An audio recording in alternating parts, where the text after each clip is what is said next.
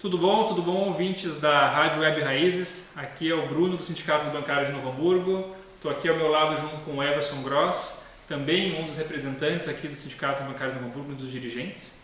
E estamos aqui novamente com a nossa proposta do nosso programa semanal para trazer assuntos relevantes, assuntos atuais, e a gente estava discutindo sobre um possível tema que seria muito importante, né, ser falado com a verdade, né, que é a falta de dinheiro no bolso das pessoas, o aumento dos preços dos alimentos nos mercados, né, o porquê que isso vem acontecendo. É importante a gente ser claro e responsabilizar esse mercado que só pensa no lucro, que não pensa na população, esses governantes que justificam que tudo tem que ser atrelado a leis internacionais, a regras internacionais, né, vinculadas ao dólar, sendo que aqui nós não ganhamos em dólar, aqui nós temos uma outra realidade, uma outra estrutura de sociedade e precisamos nos preocupar com os nossos problemas e com as nossas pessoas aqui. E somados a isso, a gente estava tratando desse assunto, né, como isso reflete agora na próxima mobilização popular que vai ter no dia 19.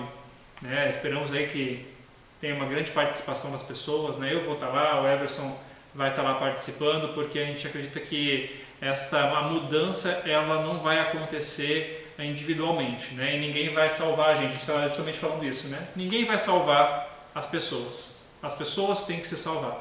Então, em coletivo, né, a mobilização ela é importante para mandar uma mensagem para esse governo aí que vem fazendo péssimas decisões conscientemente, né? Muitas pessoas falam que não sabe o que está fazendo, não está fazendo nada. Eu, na minha opinião, acho que está fazendo sim, de propósito, e fazendo péssimas escolhas aí para a população do nosso país.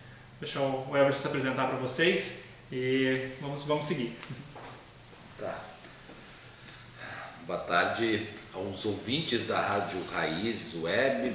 Minha saudação em especial ao Carlinhos Mosman e ao Eduardo Tamboreiro, integrantes da direção da Rádio Web.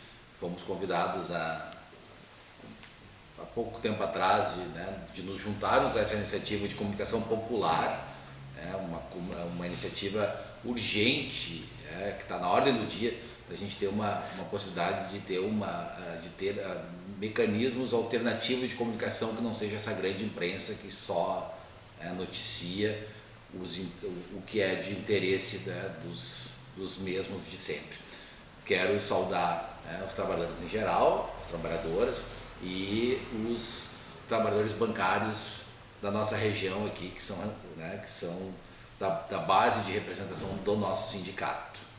A gente vai veicular depois esse vídeo também no YouTube, nas redes sociais do Sindicato dos Bancários. Então é também um vídeo, uma mensagem que a gente quer enviar para os nossos colegas bancários. Quando iniciávamos a gravação desse programa hoje, e ao definirmos o tema que abordaríamos, e avaliarmos o que está mais na ordem do dia dos trabalhadores, a gente decidiu pelo tema da caristia. Os que são mais antigos lembram desse termo, era algo muito comum nos anos 80, quando falavam na caristia, na dificuldade que a inflação trazia para os salários dos trabalhadores. A gente tinha salários, o salário mínimo era muito baixo à época, e isso veio mudando e melhorando durante um bom tempo. O que a gente tem assistido nos últimos anos além de preocupante, é gravíssimo. A gente escuta de forma fragmentada o noticiário, os jornais locais noticiando, por exemplo, a possibilidade agora de um apagão elétrico, ou de uma sobretaxa nas contas de luz.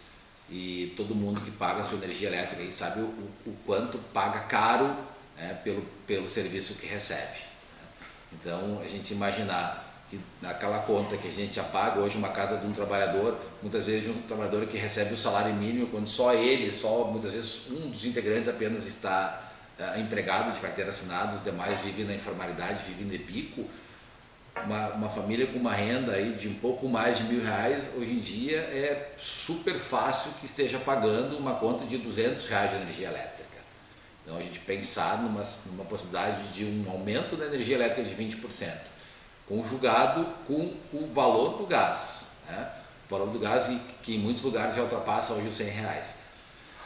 Quem tem ainda, né, a possibilidade de andar de carro ou de moto ainda que utiliza veículo próprio, e muitos dos ouvintes, né, da rádio e os integrantes aqui da nossa categoria, dos trabalhadores em geral, utilizam o veículo para trabalhar, seja de forma, né, a se dirigir até o seu trabalho, aqueles que ainda têm um emprego formal, aquela atividade de carteira assinada, mas mesmo esses, né, que não têm um emprego formal, muitos utilizam o veículo, ou seja, para fazer entregas por aplicativo ou por serem motoristas de Uber, né, a gente tem a gasolina na casa dos R$6. Quem vai no mercado, enfim, é um desespero, as famílias não sabem mais exatamente como é que faz para chegar ao fim do mês.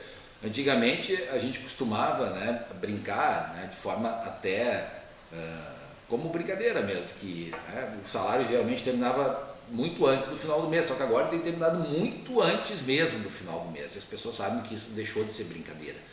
Qualquer família que vai no mercado percebe diariamente o aumento dos preços, né? O aumento do material de construção civil, por exemplo, é outro exemplo, né? As pessoas querem fazer uma reforma na sua casa, uma melhora, enfim, aumentar ali a sua moradia. A gente percebe também um aumento exponencial, significativo, diário, em todos esses produtos, né? E assim como o Bruno falou, muitos atribuem o valor do dólar, o aumento, né, das commodities, das matérias-primas que são importadas, e hoje realmente, infelizmente, nesse país, boa parte do que a gente consome de tecnologia ou de produtos que têm algum valor agregado são importados, porque infelizmente o Brasil optou há muito tempo, né, e é uma crítica também que não se pode fazer só ao governo atual, mas aos últimos governos que infelizmente apostaram, né, na importação de praticamente tudo hoje, né? Os alimentos a gente não chegou a esse ponto ainda, mas material da construção civil, vestuário, praticamente vem tudo da China, da Índia, né, da Ásia. Então, com o aumento do dólar, isso obviamente impacta. E quando a gente escuta isso na grande imprensa, parece que realmente isso não tem nenhuma, né, que os governos, né, tanto o federal quanto o governo estadual, que não tem nenhuma responsabilidade por isso, né? Quando o Bolsonaro fala que ele acha que a gasolina está um absurdo, que o gás da cozinha está um absurdo, mas que ele não pode intervir, né, nos preços da Petrobras, porque senão o mercado vai se ouriçar, a possibilidade da queda da Bolsa de Valores. Enfim, os governos simplesmente lavando as mãos de qualquer medida de controle, de qualquer regulação da economia. É isso que a gente vive. É um governo que lava as mãos, que concentra cada vez mais renda e dinheiro na mão de poucas famílias, daqueles 10%, da população que, né, cada dia concentra mais. O Brasil conseguiu a façanha de, durante a pandemia, óbvio que isso não é um fenômeno apenas brasileiro, mas durante a pandemia o Brasil conseguiu aumentar e muito o número de bilionários no país, enquanto a grande maioria da população hoje está desempregada, vivendo na informalidade, vivendo de bicos, né, trabalhando com aplicativos, aqueles que ainda conseguem ter minimamente a estrutura para ter um carro, para alugar um carro, para ter uma moto, né, ou muitas vezes de bicicleta, entregando lanches, né, para as pessoas da classe média alta, né? E aí a gente vê essa disparidade, essa contradição entre os miseráveis que trabalham 12, 14 horas por dia, entregando alimentos nos bairros ricos da cidade, muitas vezes de trabalhadores, né, do sistema financeiro ou do alto escalão do serviço público, boa parte deles trabalhando de casa, porque na pandemia esses conseguiram se preservar, enquanto a grande maioria da população teve que continuar trabalhando, enfrentando o ônibus lotado, né, muitos trabalhando 14, 16 horas por dia, entregando alimentos via iFood, entregas, né, da Amazon, ou trabalhando como uberistas, para ter uma renda aí que minimamente ofereça alguma coisa de dignidade para suas famílias. Então a gente precisa apontar quem são os responsáveis pela crise que a gente está vivendo. Não é só a pandemia, não é só, né, o processo de impeachment que muitos atribuem aos problemas, né, dos governos do PT e a queda da Dilma, como os responsáveis pelos problemas da economia. A economia já vinha mal, só piorou depois disso, com essa instabilidade política, na derrubada de uma presidenta legitimamente eleita, por um vice-golpista.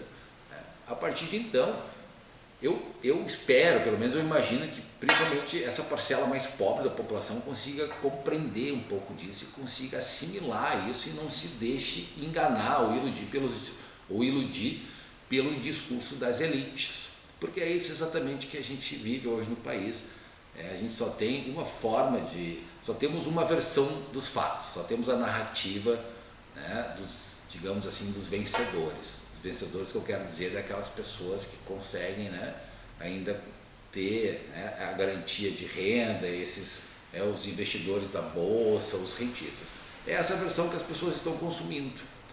Por isso que é importante que a gente trate desse tema, porque na nossa compreensão são temas que são abordados de forma muito pontuais e descolados, justamente para não criar essa percepção das pessoas que há responsáveis por isso, que o governo federal, o governo estadual precisa agir sim, não como interventor na economia, mas como um agente de regulação, porque não é possível que hoje a nossa agroindústria, ela esteja baseada unicamente em milho e soja. As pessoas não comem milho e soja, não é todos os alimentos estão tão caros também, porque é muito mais vantajoso plantar apenas soja, e aí é muito fácil a gente fazer um exercício de raciocínio, de entender que se não tem mais ninguém plantando feijão, não tem mais ninguém plantando arroz, é óbvio que esse produto vai, como a demanda é maior do que a produção, a gente vai ter um aumento exponencial nos preços. Enquanto isso, os latifundiários, os grandes proprietários, que exploram essa agricultura que é direcionada para o mercado exportador, é óbvio que para eles está excelente, com o dólar a 5,30, plantar soja para exportar é um grande negócio. Só que na contramão disso, a grande maioria da população fica sem nenhum tipo de garantia de que conseguirá comprar um alimento com um preço que ela possa pagar, que caiba dentro do seu orçamento, do seu bolso, que possa levar comida para sua família. Aqui agora, a gente está acompanhando no estado, por exemplo, o debate da necessidade de privatizar a Corsã. Trouxe antes o exemplo da energia elétrica. O valor que as pessoas pagam pela energia elétrica, que é um valor absurdamente alto. O que vai acontecer com a privatização da Corsã? Exatamente a mesma coisa. Hoje as pessoas sabem que pagam relativamente valores baixos pela água que consomem. Até porque tratar água não é barato, Para as companhias, a grande maioria ainda estatais, entregarem água em condições de consumo, isso não é barato. Mas hoje uma família de 4 integrantes paga aí uma conta de 100, 120 reais. Isso vai duplicar, ou quem sabe até triplicar. Então é importante que as pessoas fiquem atentas a esses movimentos do capital apoiados pelos governos de direita, esses governos de plantão que hoje praticamente é um único discurso hoje no país, que é um discurso de direita, da necessidade de vender patrimônio público, de diminuir o tamanho do Estado, e de que isso vai trazer melhorias para a população mais pobre. Isso vai piorar a situação das famílias mais pobres e da parcela mais pobre da população e dos trabalhadores em geral, porque muitas vezes a gente também encontra aquele colega, aquele trabalhador que ele se sente numa situação um pouco mais confortável, ele tem um salário um pouco maior do que a grande maioria dos seus semelhantes, e ele já não se entende como trabalhador. Então isso para ele imagina que tem pouco impacto ou pouco importa. Então o tema de hoje a gente escolheu de forma proposital para poder trazer esse debate à tona, que a gente entende que ele está muito, de forma muito superficial, sendo tratado pela grande imprensa, obviamente que de propósito, para manter a grande parcela da população na mais completa ignorância. Então, nós precisamos tratar desse tema, nós precisamos tratar do arroxo salarial, da falta de auxílio emergencial que responda minimamente à necessidade das pessoas, um auxílio emergencial de forma que seja em valores dignos, minimamente dignos, né, para que a gente possa reaquecer a economia interna e não essa economia para exportação, porque essa está funcionando muito bem, né? Os números do agronegócio, isso a gente vê ali, e às vezes a gente até fica orgulhoso quando a gente vê que o Rio Grande do Sul teve uma super safra de soja. A gente não come soja, a gente não está embolsando esse dinheiro da soja aí que está indo para o bolso de poucos, né? Então a gente tem que ficar um pouco mais esperto em relação ao que nos vendem, né? A gente não pode ser tão ingênuo de comprar essa informação, e a informação de quem assiste a Globo, de quem assiste o SBT, de quem assiste a Record, que parece que, bom, tem setores da economia que estão funcionando super bem. Agora mesmo os números do PIB mostram que no primeiro trimestre teve um aumento de cerca de 13 e pouco do PIB. Agora isso se reflete na realidade da vida das pessoas, das famílias, da mesa das famílias? Acredito que não, né? Bem, é muito esclarecedor, assim, nos coloca em perspectiva vários fatores, ouvir o que o Everson acabou de explanar aqui. Acho que é importante que as pessoas reflitam mesmo e repensem se toda essa propaganda que a gente vê, né, o agro é pop, o PIB vai crescer tantos por cento, né? Eu fiz até um comentário, né? Faleceu agora. Temos aí 500 mil pessoas que faleceram por Covid, estamos falando de PIB crescendo a 1,2% em comparação ao ano passado, que também foi um PIB ruim devido ali também toda essa estabilidade que gerou, né? Até fiz um comentário no primeiro vídeo, então se falecer mais 500 mil pessoas, o PIB vai melhorar mais ainda? É isso que a gente tem que falar, a gente tem que apontar como se o PIB refletisse realmente na vida de quem está aqui ouvindo. Acho que é importante isso. O Everson falou um ponto muito interessante também, que a gente vê, isso é comum no jornal, né? É a Bolsa de Valores, né? Tantos pontos que a Bolsa cresceu. Isso influencia necessariamente na vida de quem está aqui ouvindo? Na minha vida não influencia, não tem esse impacto, né? Tem impacto em rentistas, em investidores, esse mercado especulativo, como já dizemos no programa passado, que não gera produto, não gera emprego, não gera imposto muitas vezes, né? Porque eles se protegem, né? Quanto mais você ganha, menos imposto você paga. Eu até fiz algumas anotações do que você comentou aqui, rapidamente, porque foram alguns pontos muito interessantes, né? Primeiramente, os trabalhadores se identificarem como uma categoria de trabalhador, né? Indiferente de você ganhar 2, 3, 4 ou mais, se você depende do seu salário para você viver, passar o mês, tá ali o Cauê acenando, né? Você é trabalhador. Eu estou há um mês de estar lá pedindo auxílio-desemprego. Se hoje eu perco meu emprego, amanhã eu estou lá, porque dependo do meu trabalho. Então é importante que as categorias, por melhores que às vezes a pessoa possa estar um pouco acima em termos de renda mensal, ainda assim se preocupe com as demais e se veja como trabalhador, né? Isso é muito importante, né?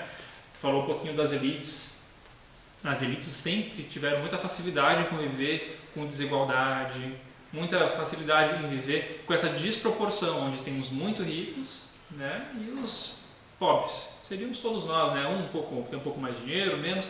Eu faço uma brincadeira, né? É o pobre plus, é o pobre prime, é o pobre gold, porque é isso aí, né, gente? Às vezes temos pessoas muito miseráveis que ganham muito pouco, mas todos nós aqui somos pessoas. Ninguém aqui está bem, rico, que pode se considerar ali que não precisa mais trabalhar, vamos dizer assim, né? Ou que tem uma reserva aí que te daria uma segurança financeira que você se consideraria tão assim bem financeiramente, né? Essas elites elas sempre tiveram muita facilidade de conviver com as desigualdades e muitas vezes usam discursos que são voltados à meritocracia. Se você se esforçar também, você vai juntar esse dinheiro. Enquanto, né, as pessoas que são ricas mesmo, têm muito dinheiro, você pode trabalhar todo dia, porque para eles é isso que você precisa, né? Você não precisa trabalhar 5 dias na semana, tem que trabalhar 7 dias na semana. Quantos de vocês aí trabalham 10 horas por dia, 12 horas por dia? Então será que a gente não está se esforçando o suficiente para um dia ser rico? Por que a gente continua na mesma? Porque eles nos exploram. Para alguém acumular tanto capital, muitos têm que ser explorados e somos nós. É você que está aqui vendo o vídeo, tirou um tempo para ver o vídeo, que trabalha muitas vezes 14, trabalho braçal, só que não é reconhecido. Então, esse tipo de comentário a gente pode explorar aí em outros programas, acho que ele cabe bastante. Tu comentou ali em relação às questões onde teve uma mudança, uma inversão, preferiu-se produzir fora para tudo importar, né? A gente pode, isso talvez de certa forma, trazer aqui para a nossa realidade, né? Tínhamos ali em São Sebastião do Caí, se não me engano era a fábrica da Azaleia, Paquetá, por algumas questões de tributação, vai para outro estado, toda uma população, uma cidade fica desassistida, onde havia um lucro, mas por pequenas questões eles vão abandonando, e agora se entende que é muito melhor produzir fora. Aí eles produzem na Índia, na China, enfim, e a nossa população fica sem trabalho. Aí o país não gera imposto, certo? E só que muitas vezes as administrações, a empresa continua sediada no Brasil, porém tem toda a produção fora daqui. Só que daí, se ela está ganhando muito dinheiro e está gerando pouco emprego, ela deveria ser o quê? Mais tributada, porque a população aqui continua vivendo e precisa de educação, saúde, que ainda temos condições de ter o SUS. Né? Hoje eu estava vendo no jornal uma campanha muito forte para que o SUS se mantenha, né? Público, educação.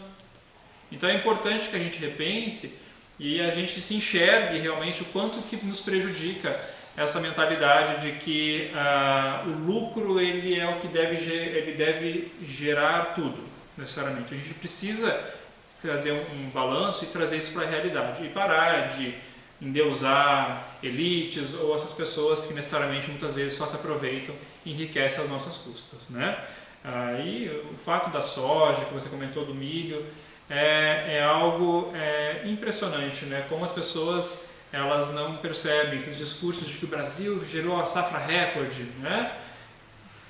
Tudo maquinizado, gera pouco emprego, não pagam impostos. Quantas vezes a gente vê eles tendo as isenções de impostos que deviam? Temos vários problemas ligados à grilagem, né? As pessoas pegando terras que não seriam delas. Então existe toda uma força para continuar esse discurso de que o agro necessariamente ele leva ao Brasil. Então, o agro ele só enriquece as pessoas, mas isso não se converte necessariamente para mais alimentos ou melhores alimentos para as pessoas, e é o que nós estamos vivendo hoje com o preço dos alimentos básicos. Há governos atrás, mais ou menos ali por 2007, 2008, durante a gestão do Lula, tinha projetos onde o governo comprava a sobra ou reservava uma parte das produções, comprava para manter as escolas públicas, as merendas escolares. Hoje em dia não se vê mais isso. Daqui a pouco não vai ter mais alimento para as crianças, para a merenda escolar, porque não tem uma gestão do governo necessariamente se antecipando a um problema que já está na nossa porta, o preço dos alimentos. Né? E alimentos que são os básicos, né? Nós estamos falando de nada muito extravagante, arroz e feijão. O preço disso, o leite está caríssimo, então tudo sendo exportando para saciar a fome do mundo, mas deixar a população aqui passando fome. Então, enfim, só para concluir, tu falou ali em relação ao PIB, né? A gente vê esse discurso de que o PIB cresceu, muitas pessoas não param para pensar o que seria o PIB, né? Temos aí todos nós um entendimento mínimo, né, do produto interno bruto do país. Mas, como nós falamos, isso se refletiu para você? Isso veio melhorando a tua condição de vida? Não. É o país ficando mais rico e a população ficando mais pobre. Então, é algo muito importante de a gente refletir e ver como se essas melhores estão sendo refletidas. E é essa a nossa preocupação. A gente mora aqui, o governo ele tem solidariedade com essa população e é conosco que tem que se preocupar. E, se necessário, né, alguma intervenção para estabelecer uma melhor condição para as pessoas que aqui vivem, por que não? Por que não se preocupar com o preço da gasolina, dos alimentos? Afinal, estamos aqui, o governo está aí para governar para todos, não só para uma elite que tem condições de pagar, que pode subir os alimentos para ele, que eles ainda assim vão ter condições, né? As casas podem ficar mais caras, os carros como estão, né? Acho que aí a gente está entrando aí numa outra esfera, mas está tudo subindo de preço. Uma certa elite vai ter condição, certas pessoas, né? Não gosto muito dessa palavra elite, né? Os ricos vão ter condição, mas nós, em gerais aqui, temos que nos espremer cada vez mais para dar conta até o final do mês ali com o nosso salário, e se conseguirmos fazer isso, né? Bem, o nosso jornalista ali, como ele está fazendo um sinal para nós que a gente está já chegando no tempo do programa. Acho que nós fizemos o primeiro programa, jogamos para vocês algumas questões. Gostaríamos muito de saber algumas perguntas, alguns comentários em relação ao que o Everson comentou da Corsã. A gente gostaria de deixar aqui um convite para todo mundo que está vendo. Foi lançado essa semana uma revista chamada Contra a Ordem. Ela foi lançada aqui, um projeto do Sindicato dos Bancários, junto com o nosso jornalista que está aqui, que é o Cauê. Então, vou pedir para que coloquem no link aqui desse vídeo, aqui embaixo, o link dessa revista, para que possa ser lido. Tem alguns temas popularmente conhecidos como uberização. Não se trata só do Uber, né? Se trata sobre alguns outros temas que envolvem a precarização de trabalho, né? Isso que vem sendo implantado por esse capital, por essa economia liberal, por um capitalismo que é indecente, né? Então acho que vale a pena dar uma lida. Fala sobre a privatização da Corsã, fala sobre outros órgãos públicos também, outras empresas públicas. Então vale muito a pena ser lido para que a gente se informe e que a gente possa ir contra essa corrente e esse pensamento que tentam nos colocar, e como se fosse a única verdade, como se a população junta ela não tivesse força para mudar. E nós temos. Eu acho que uma boa oportunidade que a gente tem de mudar é agora no dia 19, ali nas manifestações que vão ter nas capitais, né? Aqui vai ter em Novo Hamburgo, nós somos de Novo Hamburgo, vai ter em Porto Alegre, iremos participar, e são nesses momentos que a gente tem a oportunidade de interferir, porque as ferramentas públicas para que o povo seja ouvido estão cada vez sendo mais enfraquecidas. E agora, com uma organização da população sendo feita e com muitas pessoas se identificando na mesma causa, que é a da vida, né? Porque esse governo que está aí é o governo da morte. A gente vê pelos números da pandemia, a gente vê pela forma como fez a gestão da pandemia, como tenta se isentar de tudo, como sempre a culpa é do outro, nunca deles, enquanto continua fazendo motociata, continua promovendo aglomerações, continua fazendo discursos que tendem a levar as pessoas a terem péssimos comportamentos assim relacionados a cuidados com a Covid-19, né?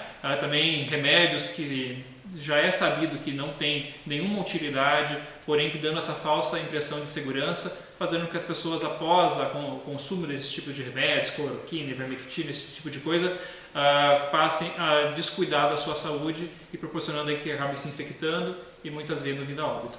Então, acho que essa passeata aí é uma passeata para a gente poder promover a vida e lutar por ela, né? Como eu disse, ninguém vai salvar a gente. Nós temos que nos salvar em coletivo. Aqueles que puderem participar, vai ser agora no próximo sábado, no dia 19. No dia 19, vocês lá em Porto Alegre, vai ter às 3 horas da tarde, começa lá no Mercado Público. É muito importante a participação, a adesão e o apoio. Aqueles que não puderem, que apoiem, que falem da mobilização e que realmente assim tenha em vista de que uma mudança é necessária, né? E que aconteça o quanto antes, para que a gente possa aí voltar a ter uma melhora aí na condição, ou pelo menos na preocupação com a população mais pobre, né? Com os mais carentes. Tá? Não sei se você quer concluir, quer falar alguma coisa?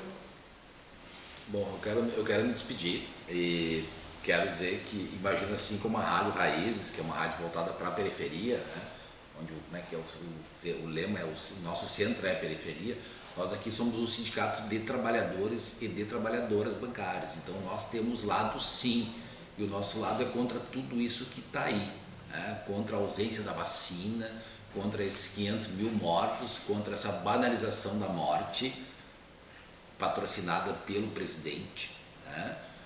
E reforçar, né, o chamamento ao ato do dia 19, porque eu sei que o Bolsonaro está programando uma motociata aqui em Porto Alegre, e eu sei que a grande maioria das pessoas que participam dessas motociatas não são de trabalhadores, porque esses trabalhadores têm que utilizar suas motos para trabalhar e para fazer a entrega durante 12,